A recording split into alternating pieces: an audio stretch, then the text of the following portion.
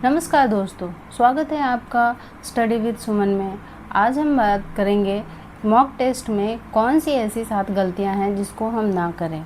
अगर आपने इन गलतियों को सुधार लिया तो आपकी तैयारियां पहले से बेहतर हो सकती है और अच्छे मार्क्स इम्प्रूव हो सकते हैं और आगे अच्छी मार्क्स आएंगी आपकी।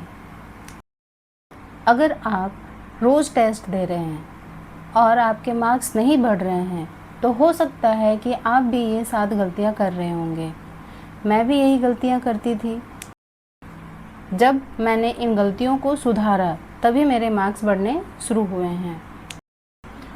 बहुत से छात्र टेस्ट देने के बाद सिर्फ मार्क्स देखते हैं और अगले टेस्ट देने लगते हैं, आगे बढ़ जाते हैं। लेकिन असली तैयारी तो तब होती है जब आप मार्क्स ना देख करके गलतियों को देखते हैं और गलतियों का कारण समझते हैं कि गलतियां कौन सी वजह से हो रही है, क्या कारण है गलतियों की, और गलत आंसर जो हम करते हैं उनका कारण समझते हैं कि किस वजह से मेरी आंसर गलत हो रहे हैं। जो मैंने गलत हुए टेस्ट दिए मेरे गलत हुए हैं वो क्यों हो रहे हैं।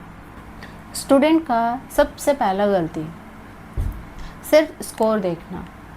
बहुत से स्टूडेंट होते हैं, जो मैं भी थी, कि मैं पहले स्टार्टिंग में सिर्फ मार्क्स देखती थी, स्कोर देखा, बस हो गई टेस्ट कंप्लीट, नेक्स्ट टेस्ट या फिर नेक्स्ट पढ़ाई पे चले जाते थे, जो कि गलत है। हमें सिर्फ टेस्ट नहीं देना है, टेस्ट में जो हमारे आंसर्स गलत हो रहे हैं उन गलतियों का कारण ढूंढना है कि हमारी जो गलतियां हैं वो क्यों हो रही है। ये हमें पता करना है कहाँ पे हो रही है, क्यों हो रही है। लर्न नहीं है या समझ में नहीं आया है या फिर वो हमारी गलती से गलती हुई है या फिर गोला गलती भरा गया है, क्या वजह है, ये चीज़ हमें पहले समझना है। जो दूसरी गलतियां हैं वो ये है कि बच्चे गलतियां करते हैं, उस गलतियों का लिखते नहीं हैं कि क्या गलती हुआ। मैं क्या करती थी, कॉपी बनाती थी, एक शॉर्ट्स उसमें लिखती थी, या फिर जिस पेपर में मैंने गलती टेस्ट दिया है उसके पीछे मैंने गलतियों को लिख लिया। उससे क्या होता था कि मुझे पता चल गया कि इस टॉपिक पे गलती है तो मैं उसको रिवीजन करती थी। तो लोग क्या करते हैं, उसको नहीं लिखते हैं, उसको इग्नोर कर देते हैं। तो ये सबसे बड़ी गलती है। तीसरी गलती कि आप जो गलती हुआ है आप उसको पढ़ते नहीं हो, बार बार रिवीजन नहीं करते हो, क्योंकि वो गलती हुई है तो वो गलतियां हैं क्योंकि आपको नहीं आ रहा है, आपको समझ में नहीं आ रहा है, या फिर आपने उसको अच्छे से नहीं पढ़ा है, या फिर आपके दिमाग ने उसको अच्छे से एक्सेप्ट नहीं किया है, अच्छे से नहीं बैठा है दिमाग में। तो आपको उसको क्या करना है, अच्छे से रिवीजन करना है, बार बार उसको रिवीजन करना है।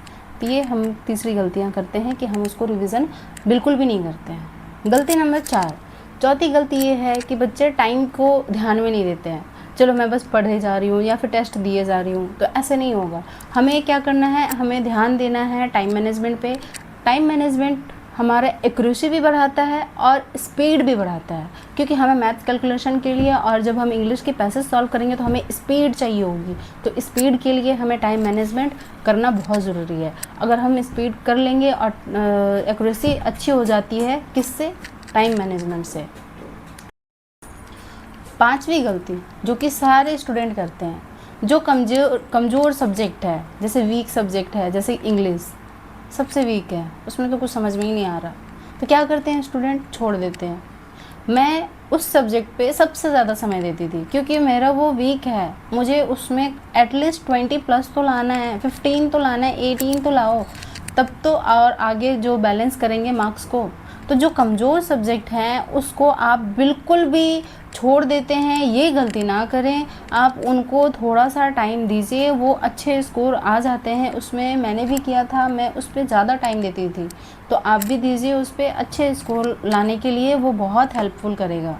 और गलती नंबर 6 गलती ये है कि बच्चे रिवीजन नहीं करते हैं।